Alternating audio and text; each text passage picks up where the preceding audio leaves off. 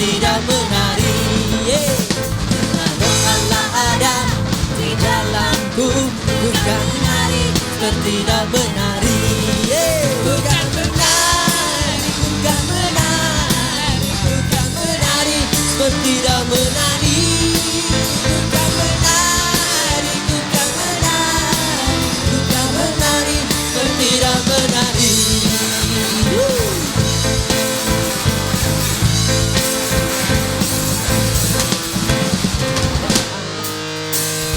Roh Allah ada di dalamku, bukan menari seperti tidak menari. Roh Allah ada di dalamku, bukan menari seperti tidak menari. Semuanya let's go. Menari, bukan menari, bukan menari seperti tidak menari. Bukan menari, bukan menari, bukan menari seperti tidak menari. Bukan menari, bukan menari, bukan menari seperti tidak menari. Bukan menari, bukan menari, bukan menari seperti tidak menari.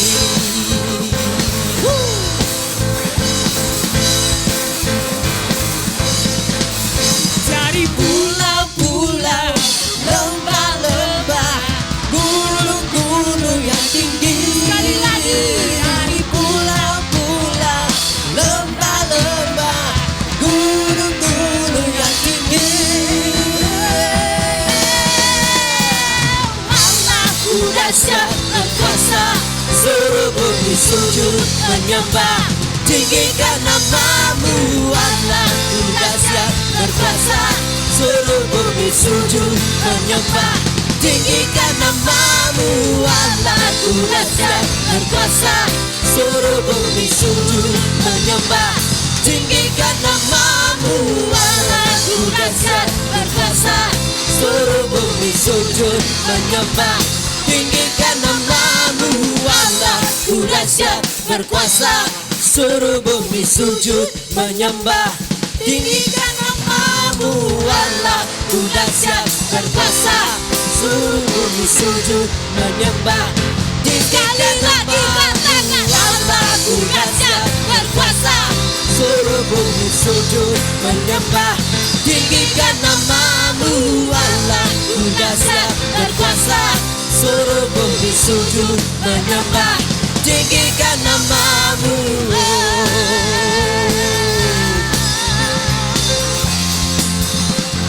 Tinggikan namamu, Allahku dahsyat. Haleluya.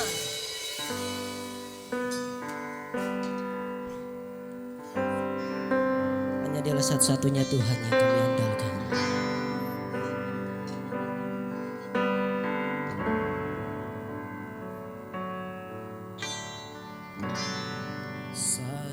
Satu-satunya yang kuandalkan, satu-satunya yang ku percaya. Engkau sumber kekuatan, sumber pengharapan, sumber kedamaian.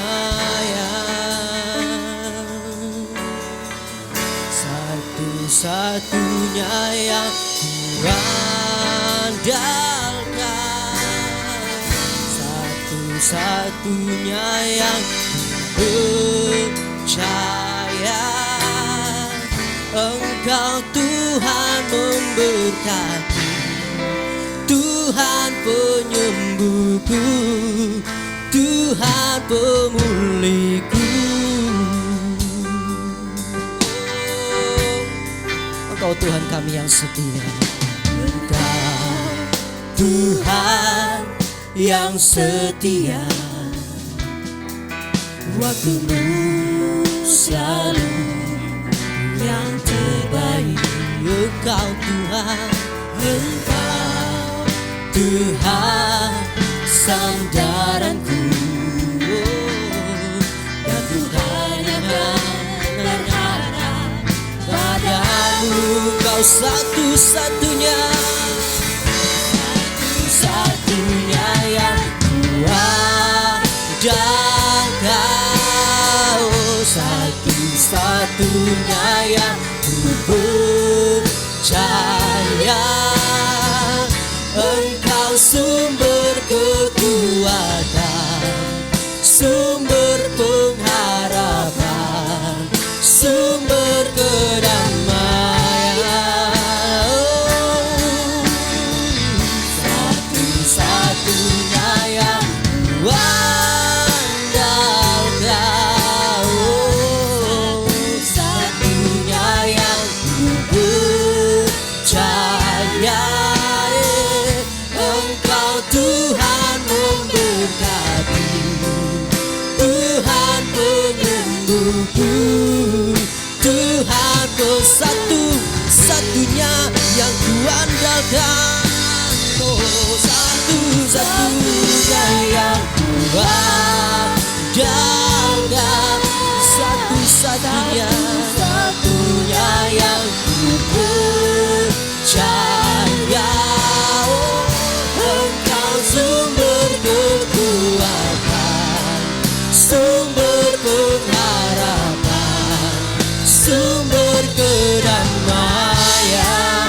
Satu-satunya, satu-satunya yang kuandalkan. Oh, satu-satunya yang ku percaya. Engkau Tuhan memberkati, Tuhan penyembuhku, Tuhan pemulihan. Sebab waktumu Tuhan yang terbaik bagi kami. Waktu Tuhan pasti yang terbaik.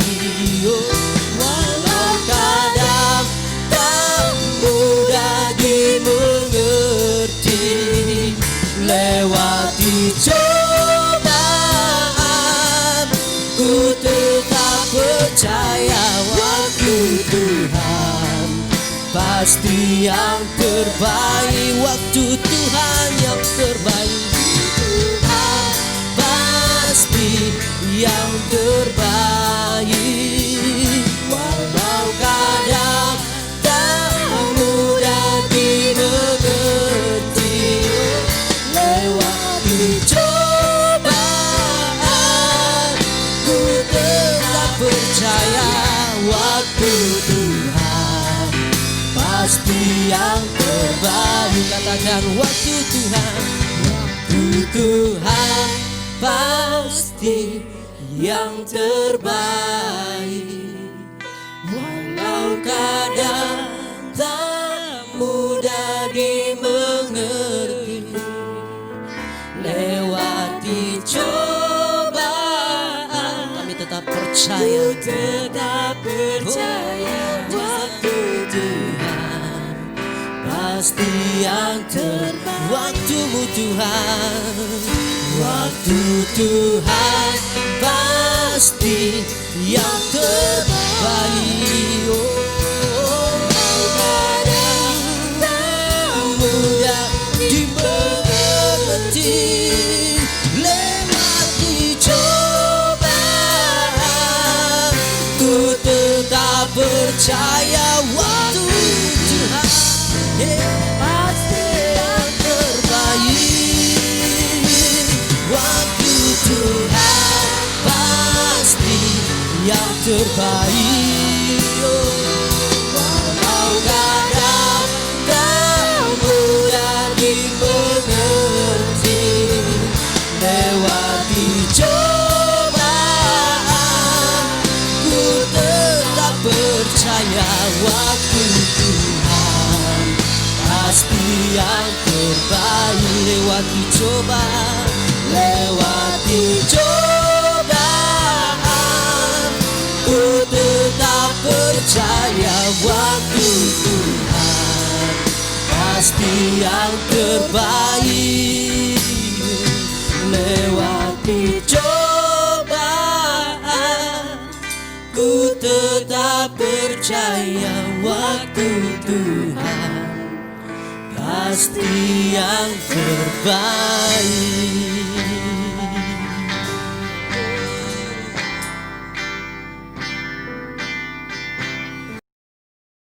Salam Bapak Ibu kasih Tuhan. Senang sekali kita bisa kembali bersama-sama di dalam ibadah.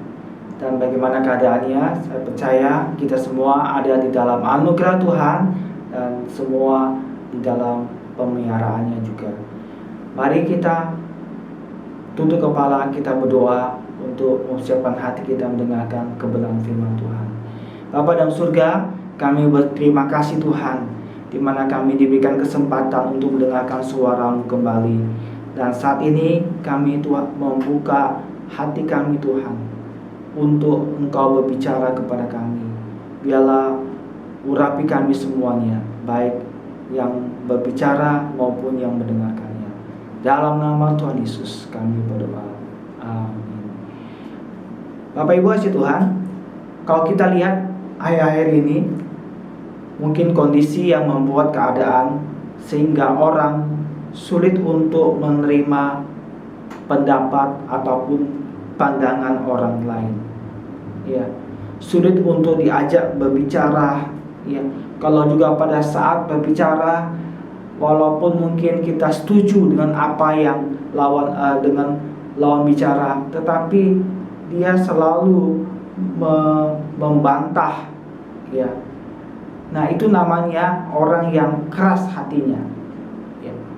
Bapak Ibu dikasih Tuhan, kalau kita lihat di dalam Markus pasal yang ketiga, ayat 1 sampai yang ke-6. Kemudian Yesus masuk lagi ke rumah ibadat. Di situ ada seorang yang mati sebelah tangannya. Mereka mengamati Yesus kalau ia menyembuhkan orang itu pada hari Sabat, supaya mereka dapat mempersalahkan dia. Kata Yesus kepada orang yang mati sebelah tangannya itu, "Mari, berdirilah di tengah." Kemudian katanya kepada mereka, "Manakah yang diperbolehkan pada hari Sabat, berbuat baik atau berbuat jahat, menyelamatkan nyawa orang atau membunuh orang?" Tetapi orang itu diam saja. Tetapi mereka itu diam saja. Ia berduka cita karena kedegilan mereka, dan dengan marah ia memandang ke sekelilingnya kepada mereka. Lalu ia berkata kepada orang itu, "Ulurkanlah tanganmu." Dan ia mengulurkannya, maka sembuhlah tangannya itu. Lalu keluarlah orang-orang Farisi dan segera bersekongkol dengan orang-orang Herodian untuk membunuh dia. Di dalam ayat yang kelima, Yesus ada ungkapkan perasaan Yesus, ya, di mana dikatakan ia berduka cita karena kedegilan mereka, dan dengan marah ia memandang sekelilingnya kepada mereka. Bapak Ibu kasih Tuhan, kenapa Yesus di dalam ayat yang kelima ini dia berduka cita, ya, dan marah kedegilan dari orang-orang yang ada di dalam rumah ibadat. Pada saat itu Yesus ada di rumah ibadat orang Yahudi, dan dia marah, ya, dia berduka cita karena kedegilan. Nah, di dalam kedegilan, di dalam terjemahan, di dalam yang bahasa lain katakan keras kepala atau keras hati, ya. Nah, Bapak itu keras hati. Nah, Bapak Ibu keras kepala. Orang yang keras kepala, orang yang keras hati itu orang yang tidak mau menuruti nasihat orang lain. Ya, memang kita tidak selalu harus menuruti nasihat orang, Bapak Ibu. Tetapi kalau seandainya itu benar dan baik untuk kita, apa salahnya kita mendengarkannya? Ya. Kita juga membuka hati kita untuk menerima pandangan dan pendapat orang lain. Ya. Nah, Bapak kasih Tuhan, orang yang degil itu juga melukai perasaan Yesus. Hari ini kita akan melihat indikasi, ya, mungkin ini bisa pada saat kita mendengar pada saat bersama-sama merenungkan firman Tuhan, ini suatu cermin bagi kita semua. Bagaimana orang yang dikatakan degil hatinya, atau orang yang keras kepala, ya, dikatakan kedegilan itu tabiat, ya Bapak si Tuhan. Nah, Bapak Ibu si Tuhan, kita akan lihat indikasi atau tanda yang orang tersebut menunjukkan dia adalah orang yang degil, ya, atau orang yang keras kepala, orang yang keras hatinya, ya. Kalau dikasih masukan, dikasih itu nggak mau dinasehati. Nah, Bapak si Tuhan, di dalam cerita ini, pada saat waktu Yesus, ya, ada di situ, masuk di dalam perkumpulan rumah ibadah tersebut. Di situ ada orang-orang Farisi dan ahli-ahli Taurat. Berarti mereka orang-orang rohaniawan, ya. Dan pada saat itu mereka hanya beribadah saja, tetapi ada namanya kebutuhan yang saat itu, karena ada seorang yang tangannya itu mati sebelah, ya, mati sebelah tangannya. Dan di dalam Lukas dikatakan lumpuh atau di tangan kanannya, Bapak Tuhan. Jadi orang tersebut tidak bisa menggerakkan tangannya, ada suatu kebutuhan. Nah, pada saat tersebut, orang yang tahu akan firman Tuhan, orang yang tahu, orang yang mengerti di dalam firman Tuhan, dan orang-orang yang beribadah di situ, tetapi mereka tidak peka. Mereka tidak peka, Bapak si Tuhan. Maka di dalam ayat yang kedua dikatakan mereka mengamat-amati Yesus kalau ia menyembuhkan orang itu pada hari Sabat, supaya mereka dapat mempersalahkan dia. Nah, Bapak Ibu Tuhan, mereka hanya mengamat-amati saja, mereka hanya mengawasi. Dan padahal ada suatu kebutuhan, ada seorang yang tangannya lumpuh dan mereka perlu pertolongan, perlu Bapak si Tuhan, tetapi mereka hanya diam saja. Di dalam ayat yang keempat, maka Yesus katakan, kemudian katanya kepada mereka, manakah yang diperbolehkan pada hari Sabat, berbuat baik atau berbuat jahat, menyelamatkan nyawa orang atau membunuh orang? Mana yang diperbolehkan, ya, pada hari Sabat, berbuat baik atau jahat, ya, menolong orang, menyelamatkan nyawa orang atau membunuh orang? Nah, Bapak si Tuhan, Yesus bertanya dan mereka tidak menjawab. Sebenarnya pertanyaan Yesus itu adalah membawa mereka bahwa ada suatu kebutuhan yang sebenarnya diperlukan oleh orang lain, ya, yaitu apa, Bapak si Tuhan? Dikatakan begini,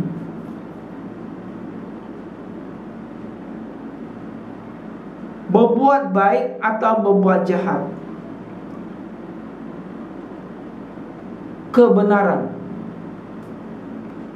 ya, terus menyelamatkan nyawa atau membunuh orang, artinya kebutuhan orang lain. Jadi indikasi yang pertama adalah orang yang keras hatinya itu tidak peka lagi. Orang yang keras hatinya, orang yang tidak peka lagi akan kebenaran, Bapak si Tuhan, ya. Tidak tahu mana yang berbuat baik atau berbuat yang jahat. Walaupun Bapak si Tuhan, mereka adalah orang rohaniawan, ya. Dan mereka juga yang tidak peka terhadap terhadap orang lain. Mereka tidak peka terhadap orang lain ataupun kebutuhan orang lain, Bapak si Tuhan. Ya. Mereka yang selanjutnya mereka hanya tidak berpusat kepada diri mereka sendiri, Bapak Ibu Tuhan. Mereka juga tidak peka terhadap diri mereka sendiri. Kenapa, Bapak Ibu Tuhan? Karena kerasnya hati mereka, mereka tidak mengintrospeksi diri mereka sendiri lagi. Bapak Ibu Tuhan, pada hari-hari ini, apakah kita masih peka terhadap kebenaran, Bapak Ibu Tuhan?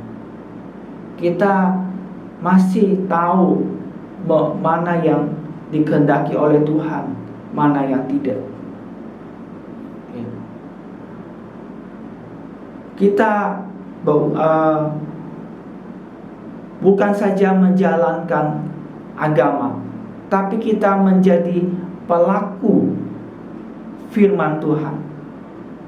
Ya, mungkin walaupun sekarang ini kita juga gak bisa ibadah secara tatap muka, dan saya juga nggak tahu bagaimana apakah kita mengikuti ibadah ini, ya, atau tidak, Bapak Tuhan. Tetapi kebutuhan akan kehausan akan firman Tuhan, kehausan akan kebenaran, biarlah itu juga menjadi prioritas atas hidup kita, dan kita menjadi pelaku akan firman Tuhan, sehingga kita boleh peka, Bapak Tuhan. Ya. Mari kita juga pada hari-hari ini boleh peka terhadap orang lain.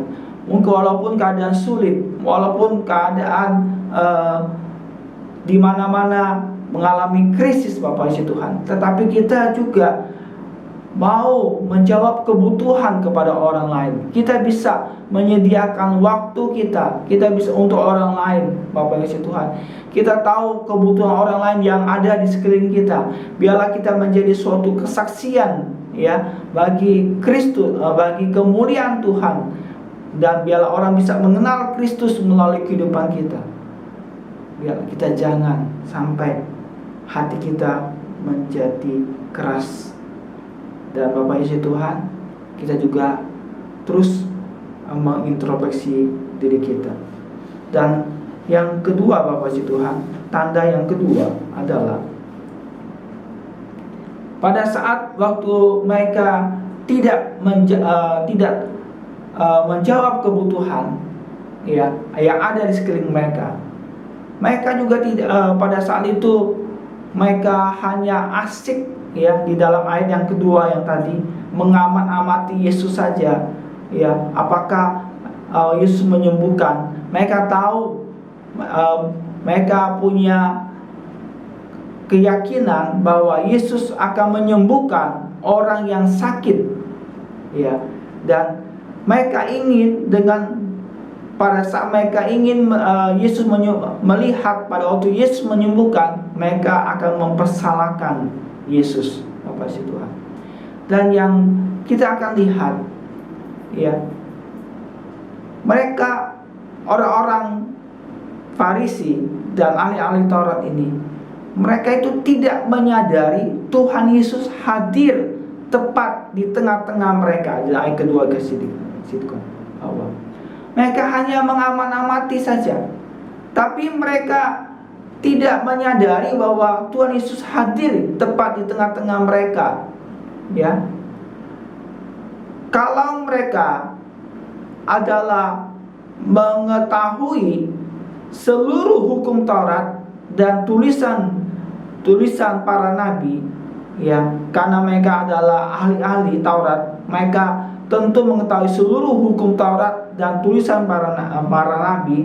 Seharusnya mereka tahu betul sosok yang berdiri di tengah mereka, ya, sebab Yesus jelas memenuhi syarat setiap nubuat mengenai kedatangan Mesias yang tertulis di dalam hukum Taurat maupun di dalam para nabi, dan Yesus menggenapi semuanya. Kalau mereka merenungkan dan mereka membaca firman Tuhan, mereka tahu orang yang berdiri di tengah mereka itu adalah seorang Mesias, seorang juru selamat, seorang Yesus, ya, Bapak si Tuhan. Tetapi mereka tidak menyadarinya, Bapak si Tuhan. Ya.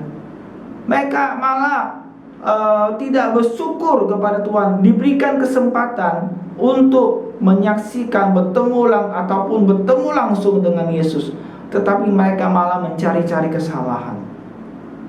Apa sih Tuhan? Berarti mereka itu buta, menjadi buta. Indikasi yang pertama tadi, orang yang keras hatinya adalah mereka tidak peka. Yang kedua, mereka menjadi buta. Ya. Apa sih Tuhan? Mereka tidak sadar bahwa Yesus itu hadir di situ. Yesus ada di situ. Apa sih Tuhan? Apakah kita juga sekarang ini di tengah-tengah kesulitan, di tengah-tengah kondisi yang tidak menyenangkan ini, ya, waktu bagaimana kita boleh lepas dari suatu kesulitan, bagaimana kita melihat pertolongan, ya, pertolongan Tuhan, pertolongan demi pertolongan Tuhan. Kita mungkin hanya katakan, oh itu hanya kebetulan saja, Bapak Tuhan. Oh itu adalah memang saya beruntung, Bapak Tuhan. Tetapi Bapak Ibu, ada kehadiran Tuhan di situ. Tuhan tetap hadir di dalam setiap keadaan kita. Tuhan bersama-sama dengan kita. Ya. Nah, janganlah kita menjadi orang yang tidak peka lagi, Bapak Tuhan. Ya. Nah, Bapak Ibu, terus yang selanjutnya bahwa kita akan lihat, mereka bukan saja tidak peka, ya, di dalam ayat yang ke-4 yang seperti saya katakan tadi, kemudian katanya kepada mereka, manakah yang diperbolehkan pada hari Sabat, berbuat baik atau berbuat jahat, menyelamatkan nyawa orang atau membunuh orang? Tetapi mereka diam saja. Mereka buta tentang kehadiran Tuhan Yesus, ya. Mereka juga tidak bisa membedakan, ya, mematuhi firman Allah atau melindungi tradisi keagamaan.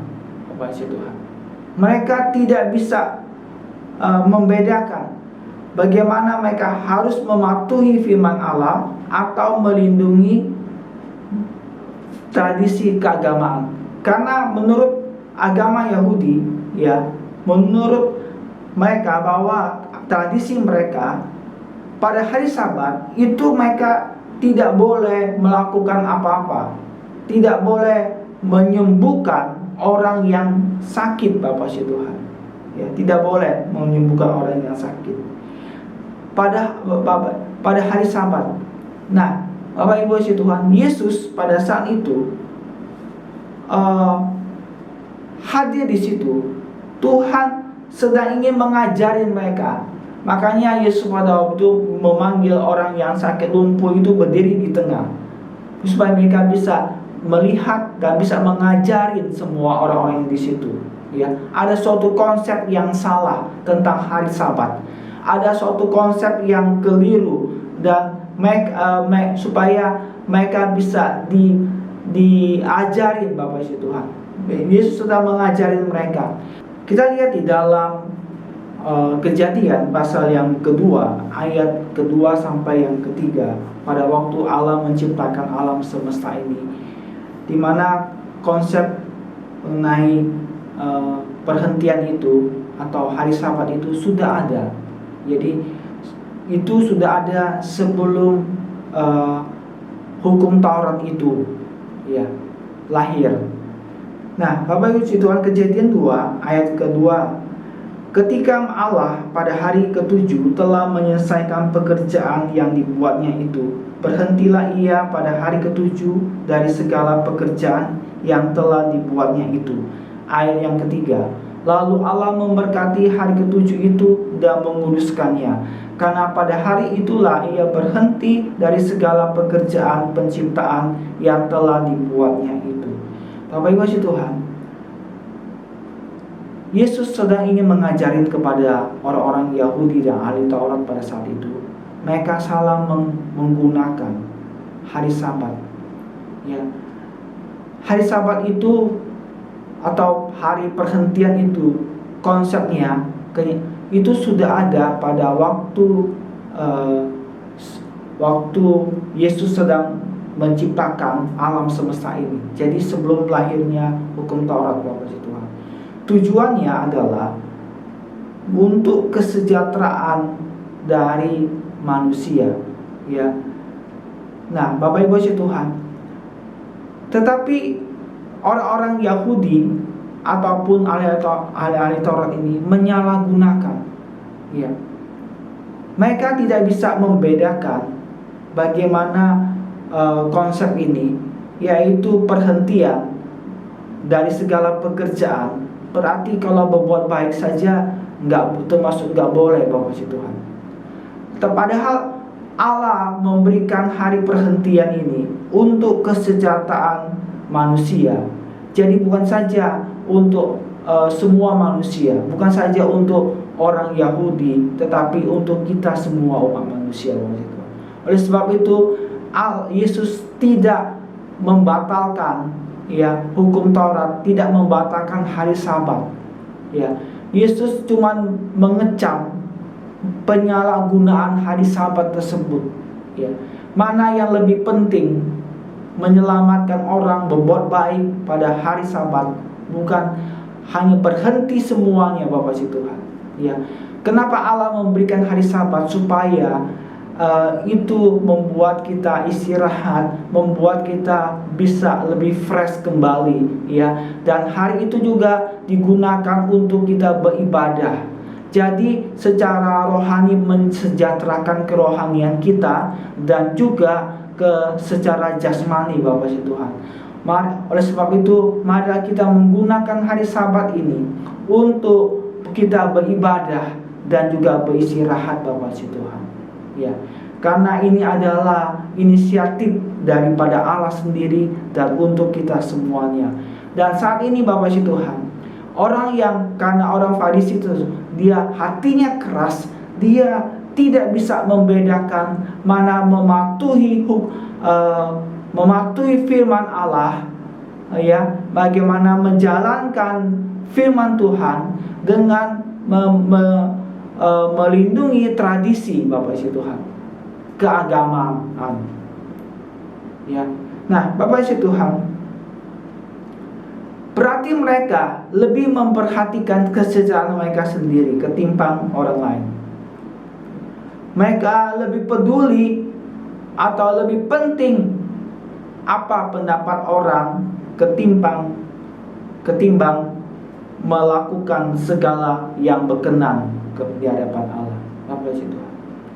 Jadi kalau orang yang mengeraskan hati, orang lebih peduli, mendengar apa pendapat orang daripada apa pendapat Tuhan.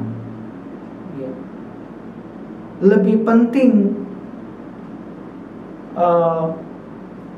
apa yang dinilai orang daripada kita apa yang dinilai oleh Allah. Apa yang kita bisa hidup bagaimana berkenan kepada Tuhan, Bapak Tuhan. Ya. Nah, indikasinya seperti yang tadi, Bapak Tuhan. Apakah kita lebih memperhatikan apa yang difirmankan Tuhan, ya, melakukan apa yang diajarkannya, melakukan apa yang diperintahkannya, daripada takut kepada manusia, pendapat manusia, ya. Bapak Ibu Tuhan, biarlah kita juga menjadi orang-orang yang bisa membedakan, ya.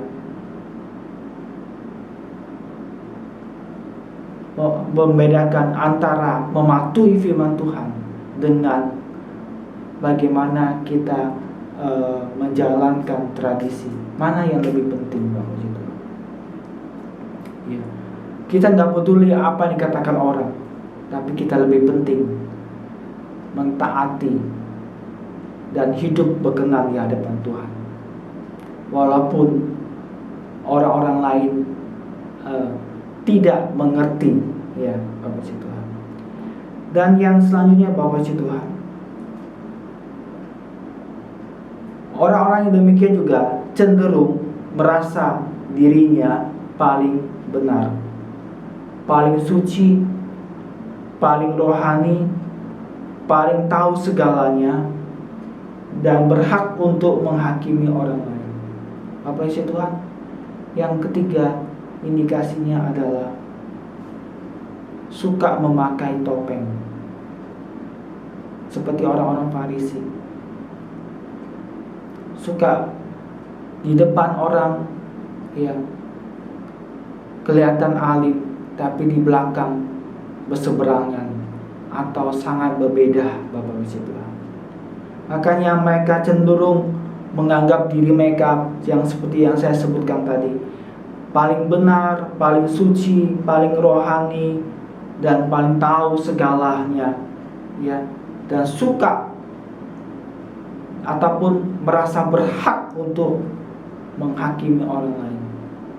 Tapi mungkin kita katakan, saya nggak merasa diri saya paling benar, saya nggak merasa orang yang paling rohani dan ataupun paling suci.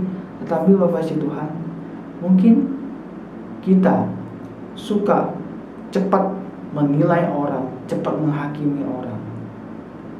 Itu indikasi bahwa kita seolah-olah menganggap diri kita lebih baik daripada mereka, ya. Kita merasa diri kita lebih berkenan kepada Tuhan, lebih rohani daripada orang tersebut. Apa yang kasih Tuhan? Oleh sebab itu, apa yang kita telah renungkan pada hari ini, ya, memberikan suatu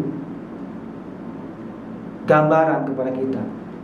Apakah kita tetap punya hati yang lembut, ya, punya hati yang mudah diajar, seperti seorang murid, ya, Bapak Yesus Tuhan, mau mendengarkan pandangan orang, mau mendengarkan nasihat. Pada saat kita bersalah, kita mau mengaku, ya, bahwa kita telah bersalah, Bapak Yesus Tuhan. Nah, Bapak Yesus Tuhan, yang kita dengarkan tadi, bahwa kalau kita keraskan hati, itu bukanlah menganggap kita orang yang gagah atau orang yang hebat, tetapi malah merugikan diri kita sendiri, ya.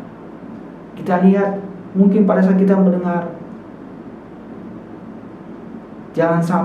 apakah diri kita mungkin ada di dalamnya, Bapak Ibu. Ya. Yang pertama, indikasinya adalah seperti yang tadi, tidak peka lagi, ya, tidak peka lagi akan kebenaran, tidak peka lagi akan orang lain, ataupun tidak peka lagi terhadap diri sendiri bahkan. Kemudian yang kedua, tanda yang kedua adalah menjadi buta, ya, tidak menyadar tadi seperti tadi. Walaupun Yesus hadir di situ, mereka sebenarnya orang ahli Taurat, orang rohaniawan, mereka tahu, ya, kalau mereka membaca kitab Taurat, ya, mereka para nabi-nabi, kita para nabi-nabi, mereka tahu bahwa orang berdiri itu adalah orang yang apa yang dinubuatkan di dalam kitab Taurat maupun para nabi itu digenapi di dalam satu pribadi sosok yang ada berdiri di depan mereka. Apakah kita masih menyadari bahwa kehadiran Yesus di dalam kehidupan kita? Apakah kita juga, Bapak Yesus Tuhan, bisa membedakan mana kebenaran firman Tuhan yang kita harus taati, yang harus kita turuti, dengan tradisi ya, ataupun kita masih mau mengikuti apa yang dikatakan firman Tuhan walaupun sulit dibandingkan dengan apa pandangan orang, pendapat orang. Kita lebih mementingkan pendapatnya Tuhan, apa pandangan Tuhan, dan lebih takut kepada Tuhan daripada takut perkataan manusia dan pandangan manusia. Dan yang selanjutnya, yang ketiga, kita juga tidak suka memakai topeng. Kita suka apa adanya, ya. Suka orang pakai topeng itu adalah orang yang munafik, apa isi Tuhan.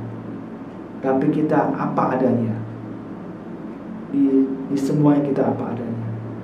Dan baiklah, seperti apa yang dikatakan kitab Ibrani 3:15. Tetapi apabila pernah dikatakan, pada hari ini jika kamu mendengar suaranya, janganlah keraskan hatimu seperti dalam kegeraman. Apabila engkau telah mendengarkan firman Tuhan, apabila engkau telah pernah disentuh oleh firman Tuhan, ya, pernah mendengarkan kesaksian, tahu mengenai tentang Yesus, ya, jangan keraskan hatimu. Ya, Tuhan mau menjamah kita. Apabila kita rasanya ada tanda-tanda seperti itu, ada kekerasan hati kita, pada hari ini biarlah kita buka hati kita, izinkan kasih Kristus, kasih Yesus itu membasuh kita semuanya, dan kita melembutkan hati. Biarlah kasih itu mengalir kembali dalam hati kita, dan izinkan Roh Kudus menjamah hidup kita, sehingga kita punya hati yang lembut, hati yang mudah diajar oleh Tuhan. Bapa dalam surga, terima kasih atas firman Tuhan. Biarlah kami punya hati yang mudah diajar, hati yang mau Tuhan mendengarkan suara-Mu. Engkau bisa berbicara kepada kami Tuhan, bukan saja pada saat kami mendengarkan khotbah, bukan saja kami saat membaca firman Tuhan. Engkau juga bisa memakai orang-orang di sekeliling kami Tuhan, untuk mengajarin kami, untuk menegur kami, untuk mengarahkan hidup kami. Biarlah Tuhan kami punya hati yang lembut untuk diajar oleh Engkau. Terima kasih Tuhan. Berkati kami semua yang mendengarkan firman Tuhan. Biarlah kami menjadi pelaku firman Tuhan. Terpujilah nama-Mu. Terima kasih Tuhan atas firman-Mu, dan terima kasih atas pimpinan-Mu. Dalam nama Tuhan Yesus kami berdoa. Haleluya. Baik Bapak Ibu si Tuhan, kita mau menerima berkat daripada Tuhan. Mari kita mengangkat tangan bersama-sama. Tuhan memberkati engkau dan melindungi engkau. Tuhan menyinari engkau dengan wajah-Nya dan memberi engkau kasih karunia. Tuhan menghadapkan wajah-Nya kepadamu dan memberi engkau damai sejahtera. Terimalah kasih dari Allah Bapa, anugerah dan cinta kasih dari Tuhan Yesus Kristus, dan persekutuan di dalam Roh Kudus yang senantiasa menyertai kita mulai hari ini sampai Maranatha Tuhan Yesus menjemput kita. Haleluya. Amin. Terima kasih Bapak Ibu yang sudah bergabung bersama-sama. Selamat hari Minggu. Tuhan Yesus memberkati kita semuanya. Amin.